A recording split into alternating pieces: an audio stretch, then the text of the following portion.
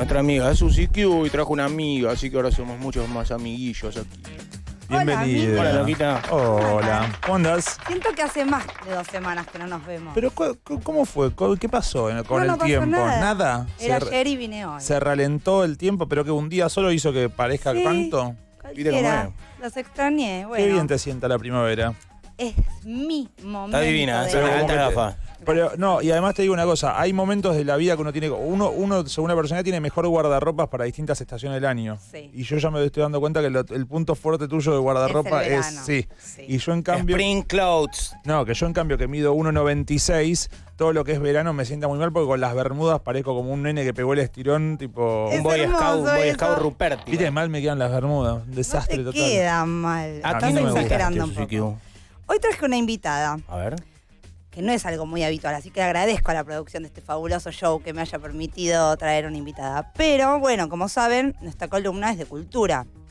Y hay un tema en la cultura que atraviesa, que es la apropiación cultural. Y esto tiene que ver con que no hablar por las otras personas. Entonces, cuando tenemos dudas, hay que ir a la fuente, ¿no? Cuando tenemos dudas sobre la negritud, el racismo, las negras, hablamos con las negras.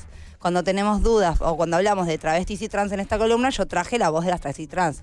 Les hablé de Susie Shock, les hablé de Luana Berkins, les leí sus textos, porque no tiene sentido que yo hable por ellas, porque eso sería apropiación cultural.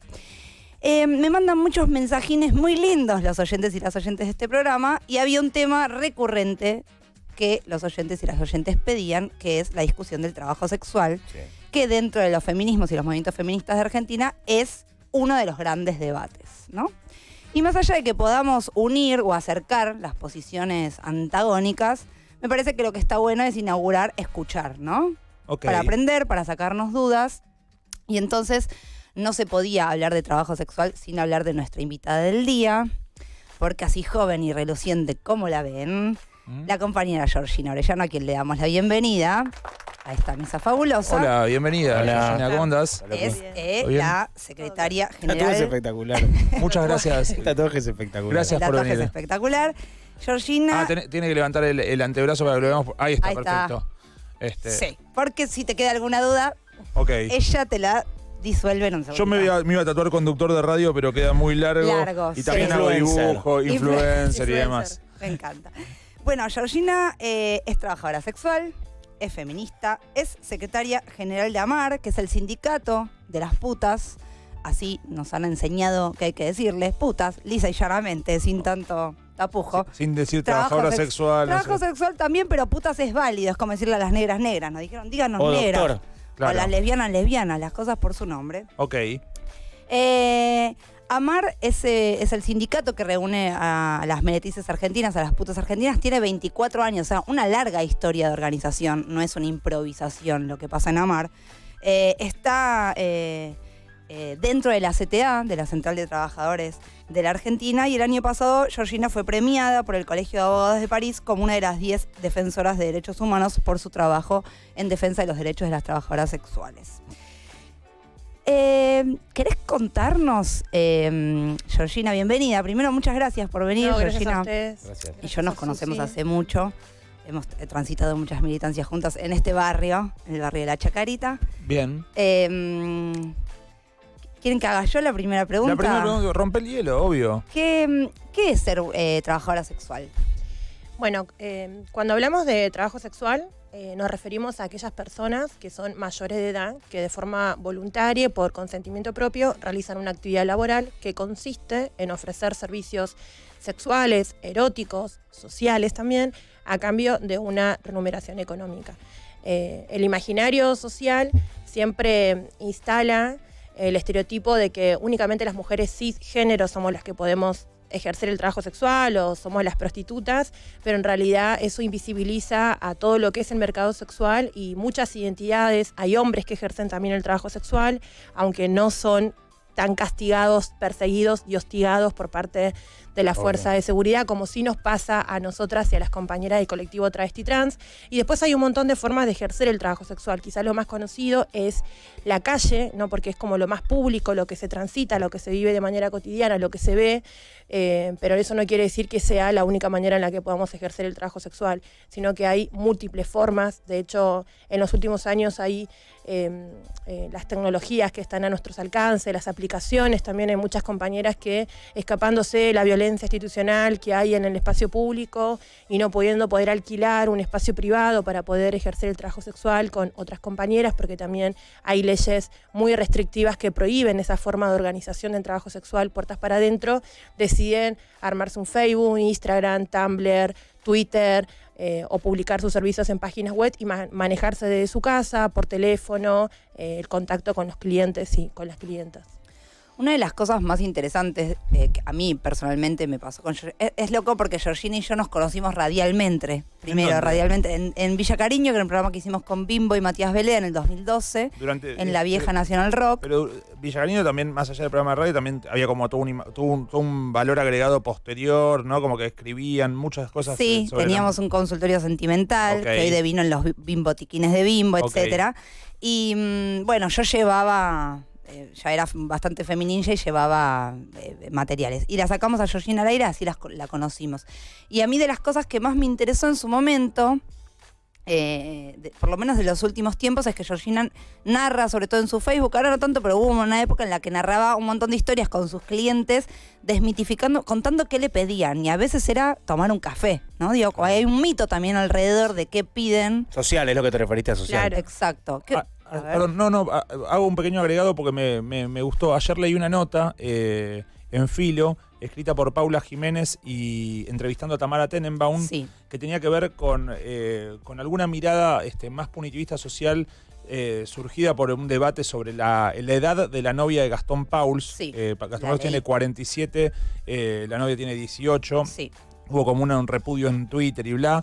Pero la nota, entre otras cosas, y esto es lo único que quiero mencionar, Tamara Tenenbaum decía, si vos hablás con las putas, te vas a dar cuenta que las cosas que se piden son muy amplias, como que las fantasías o los ejercicios o las cosas, basta hablar con las prostitutas para saber que lo que piden los clientes es demasiado variado. Vos decís el café, pero me imagino que debe haber miles de vínculos posibles, ¿no? Sí, totalmente. La verdad que cuando yo empecé a ejercer el trabajo sexual, yo tengo ahora 33 años, cuando empecé a ejercer el trabajo sexual tenía 19. Y cuando decidí poder desarrollar esta actividad, la verdad que lo hice con mucho miedo, con mucho pánico, porque desconocía totalmente. O sea, la única información que tenía en ese momento fue buscar en Instagram, en Google, información con respecto a la prostitución, y la verdad que me dio mucho más temor lo que se decía, ¿no? Porque las cuestiones que se narraban, que se escribían, sobre todo más desde el ámbito académico, eran todos discursos totalmente victimizantes hacia las trabajadoras sexuales, de un reduccionismo total en la que se desplegaban un montón de padecimientos que se llevaban a cabo en una actividad donde no estaba presente en casi todas las oportunidades el consentimiento de la trabajadora sexual. Y a mí lo que más me costó en el trabajo sexual fue poder negociar, ¿no? Negociar las condiciones laborales, porque lo primero que no sabía qué hacer era cómo cobrar. Y ahí sí estuvieron un poco las trabajadoras sexuales con mucha más experiencia, contándome su experiencia y diciéndome cuáles eran más o menos los códigos del barrio, cómo tenía que respetar las zonas. Y fue lo súper difícil fue cobrar, porque la verdad a nosotras, las mujeres sobre todo, nunca nos enseñaron que la sexualidad podía generarse a través de una transacción económica. Siempre, desde muy pequeñas, lo que nos educan es a tener que darlo por amor, no desde la gratitud, y siempre con una cuestión totalmente monogámica, ¿no? En de que tenemos que casarnos, que tenemos que tener hijos, que tenemos que ser madres, que tenemos que tener un marido que tenga un trabajo... Un proveedor. Entonces, la verdad que mi trabajo rompía con todo eso.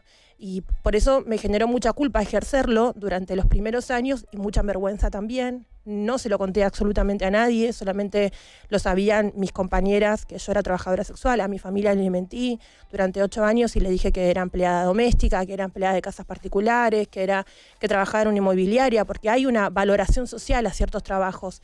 Y el trabajo sexual claramente tiene una mirada totalmente cargada de estigma, de prejuicios, de moral también. Y lo peor es que también genera...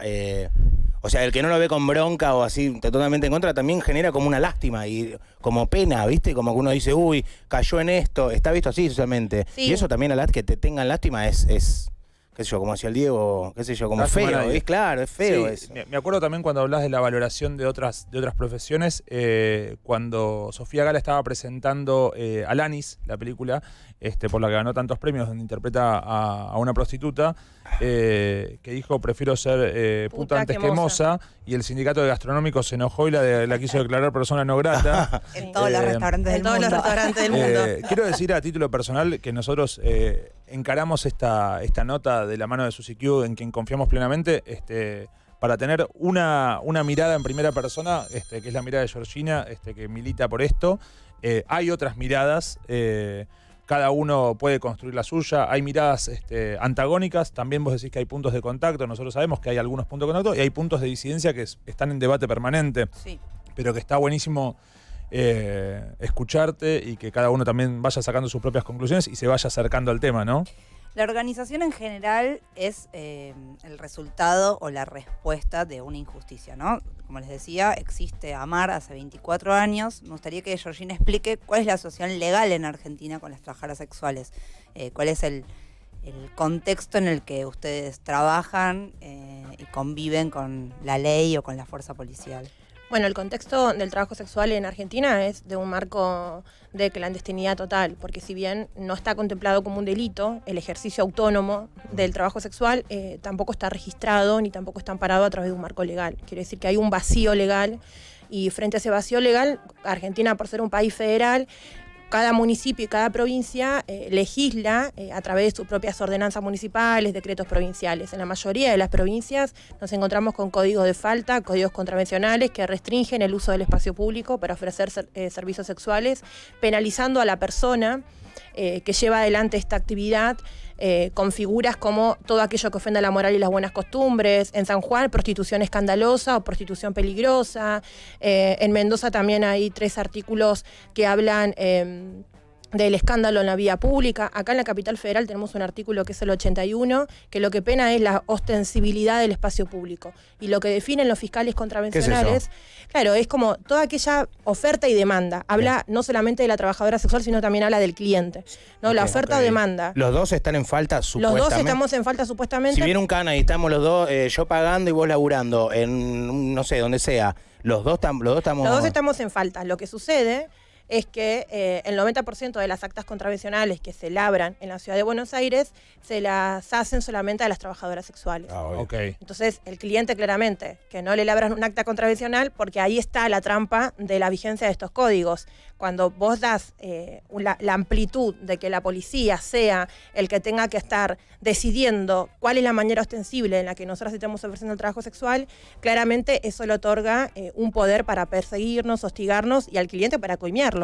Pero yo te pregunto algo, por ejemplo, yo a una cuadra donde yo vivía hace 10 años, en calle Pampa, había un lugar que era un bar donde vos te metías a tomar algo, había 10 chicas, tipo haciendo un show o como sea, y después vos hablabas con alguien, tomabas algo y te ibas a la vuelta a un hotel. Y en la puerta había un policía que estaba cuidando, no sé si al cliente o al lugar.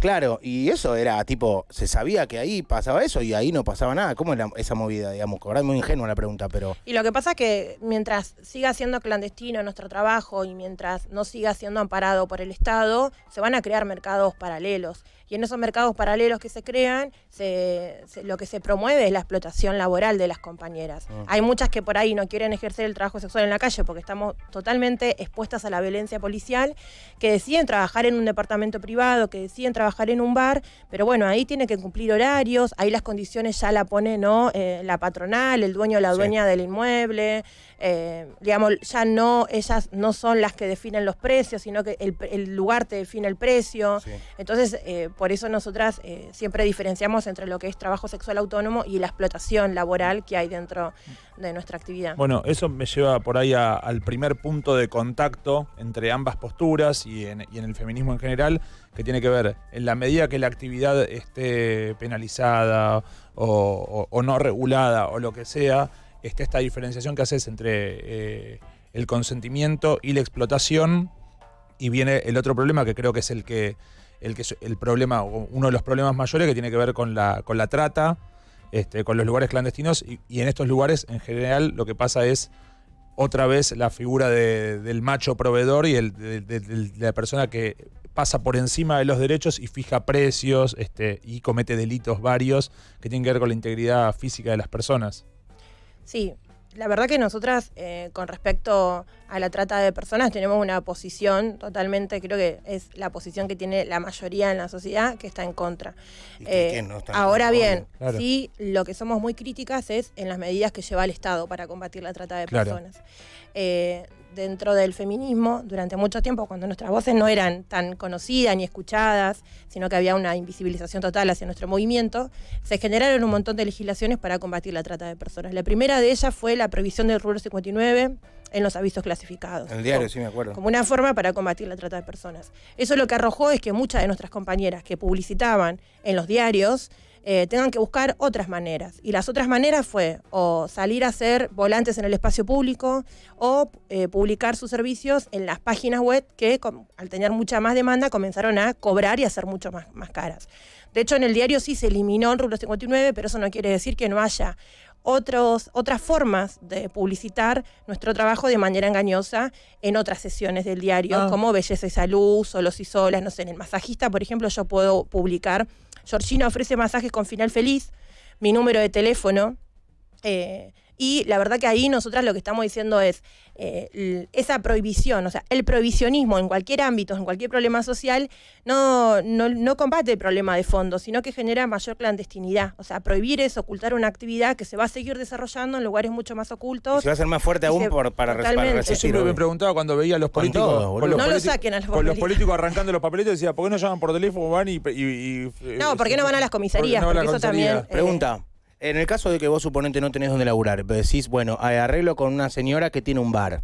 Entonces yo paro ahí 6 horas por día. Esa señora, que es la que te está brindando su lugar, por más que, no sé, si ella se mete y te dice, bueno, dame de acá 100 mangos, 200 mangos de lo que vos cobrar de acá. ¿Eso está igual de mal? Ella está supuestamente avalando. ¿Cómo está vista esa señora frente a toda la ley o a lo que está mal? ¿Me explico? Sí, se explica perfectamente. Frente a la ley está visto como la proxeneta de la persona. Ah, ok. Frente a la ley. Pero vos estás agradecida Frente con a ella. nosotras está visto como una tercera parte que tiene que sí o sí funcionar para que se desarrolle el trabajo sexual, porque si no es como pedirle que la trabajadora sexual sea la kamikaze Sí. de la clase trabajadora y sea la única autónoma. En realidad, si vos te querés ir a poner un puesto en una feria y tenés que pagarle a la feria, y eso no quiere decir que el que te esté cobrando tu puesto en una feria sea tu proxeneta, sino que así funciona el sistema capitalista, Claro. lamentablemente. Perfecto. Susi. ¿Cuál es, después de tantos años de análisis, yo aprendo mucho con las putas, ustedes ya saben, yo he contado que mis orígenes feministas son abolicionistas, ya hemos charlado con Georgina también, me ha ¿Querés criado ¿Querés explicar brevemente vos, cuando te acercaste, tu primer origen feminista, el abolicionismo, explicado para la gente que no sabe nada?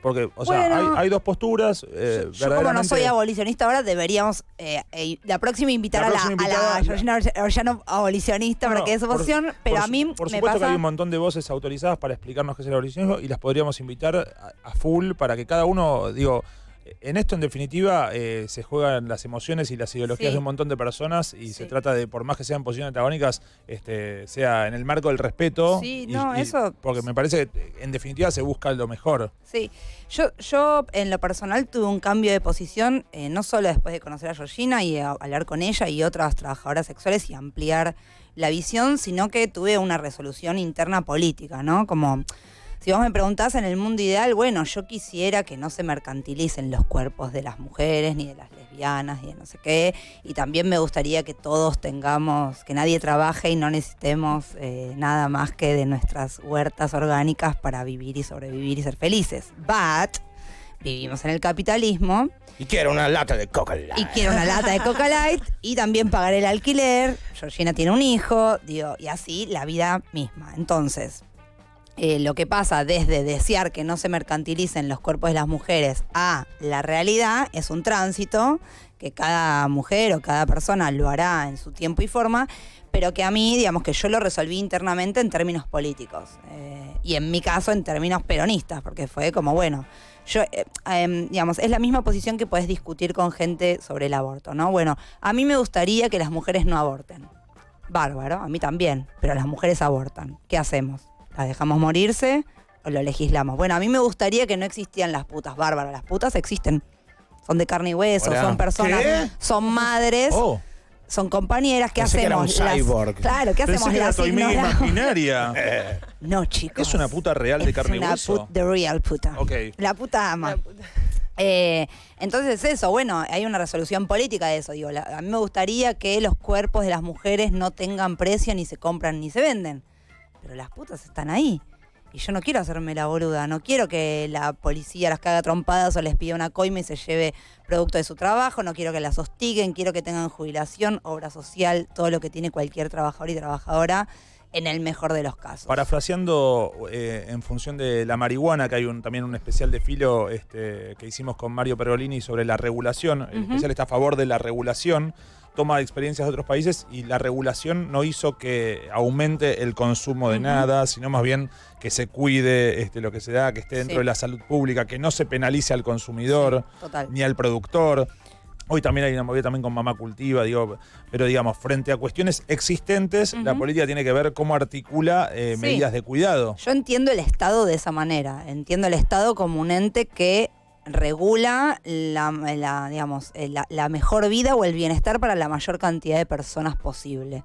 En ese sentido, me gustaría preguntarte, ¿cuál es la experiencia de otros países? Porque todos se nos viene a la cabeza Ámsterdam, ¿no? Digo, como la vidriera con las trabajadoras sexuales y tal, es la primera referencia que aparece, si eso funciona o no, ¿qué piensan ustedes? ¿Y qué es lo que, digamos, cuál es el ideal de regulación o reglamentación, o cómo hay que decirlo bien, en la situación argentina? Bien, decirte que son muy poquitos los países que a nivel internacional adoptaron una postura pro trabajo sexual o regulación o reglamentación, que son dos cosas totalmente distintas. Acá en América Latina el caso es de Uruguay. En Uruguay está reglamentado el comercio sexual, están habilitado el funcionamiento de cabaret y whiskerías. La única crítica que tiene para hacerle el movimiento de trabajadoras sexuales del país vecino es que la legislación fue pensada más bien con una mirada de control sanitario, por eso es muy restrictiva con el control hacia las trabajadoras sexuales, y la forma legal para poder desarrollar la actividad en el país de al lado es tener una libreta sanitaria. La libreta sanitaria consiste en que cada 6 meses tenés que hacerte desde exudados vaginales hasta análisis de VIH, sífilis e hepatitis. Y el cliente o el dueño o la dueña del cabaret en la cual vos podés ir a desarrollar el trabajo sexual, sí o sí, para poder brindarte un lugar y poder registrarte, vos tenés que tener tu libreta sanitaria al día. Eso está mal, ¿por qué está...? Y eso por ahí, la crítica que hacen las compañeras es que se pensó en ese momento, porque en Uruguay había una prevalencia muy alta de enfermedades de transmisión sexual, pero en el país en general, y la política estatal fue, bueno, reglamentemos el comercio sexual, hagamos libreta sanitaria, campañas para reducir daños con las trabajadoras sexuales, y las compañeras ven que es una mirada muy... de mayor estigma social, ¿no? Pretender que solamente las que puedan propagar las enfermedades de transmisión sexual sean las trabajadoras sexuales. Así como en su momento se ponía las enfermedades de transmisión sexual sobre los homosexuales y era una mirada estigmatizante, como que ven ese prejuicio trasladado. Pero igual no es algo que lo que haya que evaluar mucho, digamos. Uno piensa, a ver, linealmente, un lugar, una chica que labura y van 12 personas por día, obviamente, se cuidan todos, como debe ser, eso, pero es un lugar que uno también pone el foco ahí en lo que respecta a salud. Está bien que eso... Sí, igual ellas quieren cambiar por ahí esa manera, quieren cambiar ese artículo de la ley y quieren poder acceder a una salud, pero de manera integral. No a una salud que solamente tenga la mirada genital y de la sexualidad de un control. Y después también que la mirada recae solamente al control sanitario de la trabajadora sexual. Claro, o sea, también el cliente tendría que decir no tengo SIDA. El cliente va, le pide la libreta sanitaria a la compañera, pero la compañera no tiene ninguna... garantía. Ninguna garantía de que al que le esté brindando el servicio, digamos, también tenga una libreta o algo. Una pileta de los clubes. Mostrame vos que el agua no tiene nada también. Y lo que me parece, que me rompe tanto la huevo. Y lo que me parece estigmatizante también es que sean whiskerías, porque hay mucha gente que le gustan las putas pero no toman whisky. Exacto. También dejemos. Digámoslo. Che, antes de terminar, ¿quieren hacer... ¿Preguntas? Sí, la pregunta que están pensando y no preguntaron, la pueden reformular y No, hacerla. yo la verdad que... No sé. Miguel no preguntó nada. No, preguntas, me quiero charlar con vos 5 horas y preguntarte cosas personales para saber cómo se desenvuelve alguien que labura de eso. Pero, por ejemplo, después vos ya te estás mostrando frente a tu familia y a todo el mundo y tenés todo bien puesto en tu lugar, digamos, te la recontrabancás. ¿Eso cómo fue? Te lo pregunto no a nivel columna, sino personal, como... Y fue re difícil. O sea, yo conté al principio que cuando empecé a ejercer el trabajo sexual, lo decidí más que nada por una cuestión económica. O sea, entre los trabajos que podía acceder, el que me redituaba mejor económicamente era el trabajo sexual. Entonces, nada, lo comencé a ejercer diciendo, bueno, voy a probar, voy a ver cómo me va, si me siento incómoda, dejo el trabajo sexual y me sigo dedicando a otros trabajos precarios a los cuales ya había desarrollado. Y la verdad que lo primero que hice fue como ocultar. ¿Tienes hijos? Tengo uno que tiene 12 años, un hijo adolescente, él ya lo sabe, siempre desde muy chiquito lo supo, de hecho casi arrancó toda mi militancia en AMAR cuando él era muy pequeño, entonces tiene como un montón de herramientas también de estar todo el tiempo con las trabajadoras sexuales. Lo conocemos todas al hijo. Va a las asambleas feministas, Santino se llama. ¿Y el tatú? ¿Le gusta el tatú? Cuando me lo hice, medio que se rió, pero después a veces, cuando vamos en el colectivo o algo, viste, siempre me dice, mamá, ya te están mirando la bufanda el tatuaje. Acá, por favor. No, pero no es así. Él no tiene ese tipo de prejuicio con el trabajo sexual. De hecho, el año pasado habíamos tenido un problema en el colegio, él va a un colegio público, y cuando salió del colegio me contó que uno de sus amigos, porque él no le quería cambiar una figurita, había agarrado en el recreo y le había dicho a todos los chicos que la mamá de Santino era prostituta. Y que todos los chicos se quedaron así como en silencio. Empezaron a llamar padres. No, a mí me salía el corazón diciendo, pero ¿qué pasó, Santino? Contame cómo terminó todo esto. Y Santino me dijo, no, yo agarré, me levanté y le dije, no, sí, chicos, mi mamá es una puta, pero miren que no es cualquier puta, ¿eh? Es la secretaria general de todas las putas del país. Y los chicos dijeron, ¡wow! Ahora, más importante, ¿de qué eran las figuritas? Porque capaz que era el holograma de Messi, que sabe lo que es. Era figurita del mundial. Hay figuritas re importante. Era re importante la figurita. Pero nada, decirle eso, que hay un montón de prejuicios relacionados con respecto al trabajo sexual y siempre lo que uno tiende a hacer es victimizar, ¿no? Y hablar por la otra persona.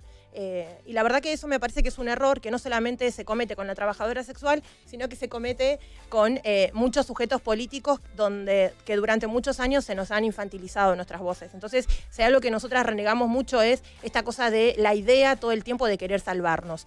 Hay un sector del feminismo que nos quiere salvar a nosotras dándonos trabajo digno, pero ojo, que también está la doble hipocresía y la doble moral de que nos encontramos en el trabajo sexual con muchos clientes que también nos quieren salvar.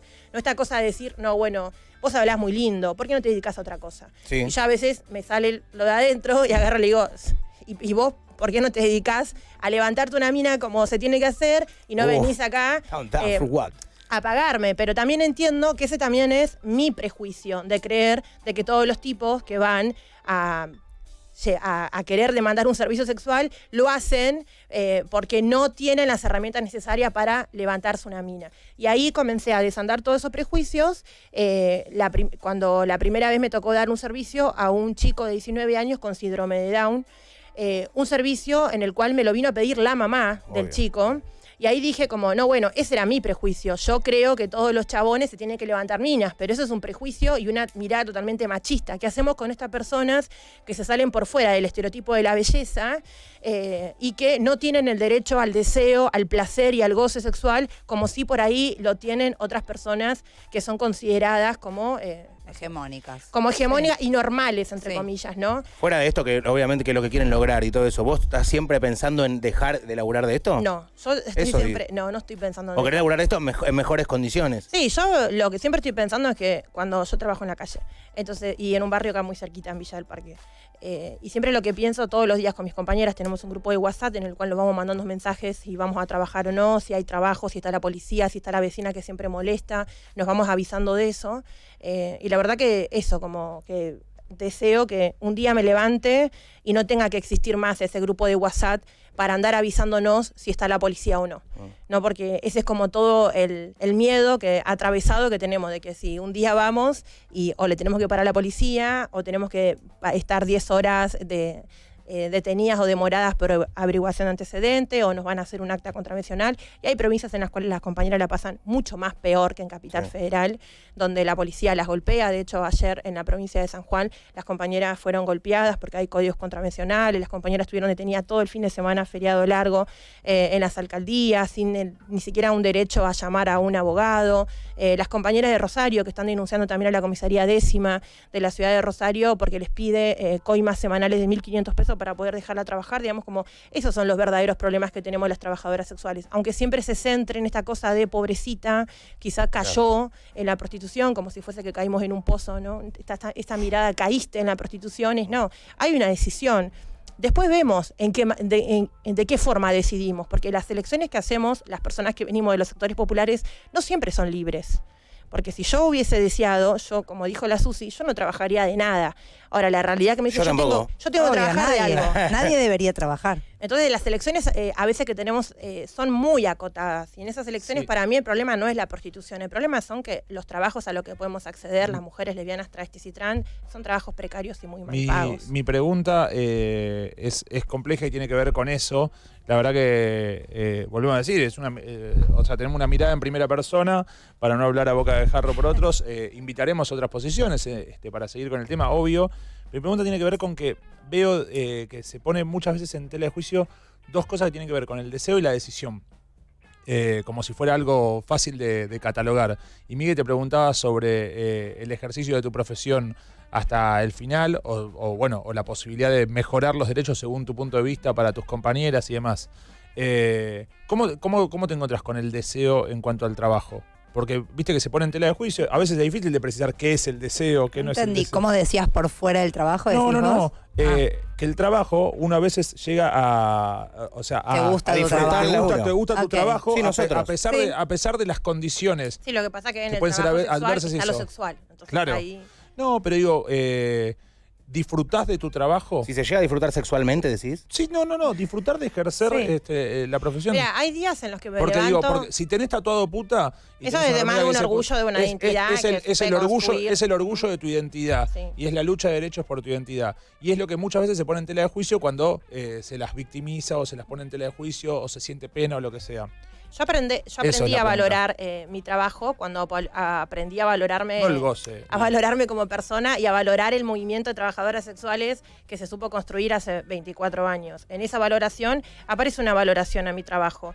Yo valoro mi trabajo, yo valoro que una persona venga y me pague por mi tiempo. Yo creo que hay una valoración al tiempo de una puta ahí, ¿no? Aunque sea para hablar. Y después también hay una valoración que hago de esas personas que están muy solas, que vienen a pagar, aunque sea media hora, 40 minutos, una hora, para contarme sus problemas. Yo hago una valoración a esa persona, a ese problema que trae, que venga, que me lo cuente, que genere confianza. Obviamente que están los clientes de mierda, que vienen y que te quieren regatear el precio. Bueno, a eso lo trato de manera distante. Hay otros con la que la paso bien. Hay otros clientes que para mí ya son como parte de mi familia. Yo tengo 33 años y tengo clientes desde mis 19 años. Conozco a las hijas de mis clientes también, porque ya me han llevado a su casa, me la han presentado. Es buenísimo. He tenido que resolver también problemas de la familia. O sea, hay hijas de mis clientes que me han llamado para que yo sea la que le diga al papá que ella era lesbiana. Y que el padre la acepte. Entonces, cuando yo voy y le cuento, mira, tu hija es lesbiana, y le hago todo un cuento, toda una historia, él comienza, obviamente, hombre de 70 años, totalmente criado por la cultura machista, a decir un montón de cosas, y yo le digo, pero vos no podés decir nada, porque vos llevás una trabajadora sexual a tu casa, vos a mí me pagaste o te creíste el cuento de que yo estoy con vos por amor. No, un poco como para correrlo de eje y decirle, no puedes ser hipócrita, tener esa doble moral de solo vos poder llevar adelante tu deseo y reprimirle el deseo, en este caso a tu hija, de querer ser lo que realmente ella quiere ser. Entonces, ahí hago una valoración a eso iba, no al dato del disfrute del acto en sí, sino al orgullo de ejercer la profesión, que muchas veces se ve como una profesión que se genera de última o llevado, cuando en realidad se padece. O que se padece, y habrá de todo, por supuesto. Totalmente. dentro de lo voluntario y ni hablar dentro de lo no voluntario, que me parece que es el gran flagelo que quieren combatir las dos posiciones. Sí. Para mí son veía la cara de Migue y para mí también son esas las historias más alucinantes que siempre tiene para contar Georgina, porque corren totalmente el eje del prejuicio y del imaginario de las putas, que es como de las películas, ¿viste? El Kama Sutra, la 24 horas. Exacto, el Kama Sutra, el hotel de cama redonda y espejo en el techo, y a veces salta con esas historias que son tipos que... o no sé, o el día de su cumpleaños, que le traen regalos, ¿viste? Como hay algo de, bueno, sí son personas, ¿no? Al fin y al cabo. Pero el que va a como... charlar, digo, ese me llamó la atención, porque... Deben ser muchos los que van a entrar charlar. a la cartilla y andar, ¿entendés? ¿El psicólogo? Claro. Sí, pero no es lo mismo. No es lo bueno, mismo, pero- porque el psicólogo te hace todo un proceso, nos han explicado los clientes. ¿Y vos y nada más escuchás? Yo escucho y aprendí a decir lo que el cliente quiere escuchar. Ese es un poco el juego del trabajo sexual. Sí, sí. Es un Georgina, muchísimas gracias. Gracias. por Ahora le voy a decir que la Espectacular. pasé bárbaro. Miguel, por favor, decime que soy un toro. Che, gracias, es una genia, re lindo escucharte hablar. Bueno, muchas Gracias. gracias. Éxitos. Los invitamos a todos a acercarse a Mar y demás, a todos los que les dio dudas, curiosidad, lo que sea. Ya escucharemos otras voces. Gracias, Susi. Por favor, un Gracias. placer, Hasta amigos. más. Susi Q con nosotros. Seguimos con últimos cartuchos. Adiós. Porter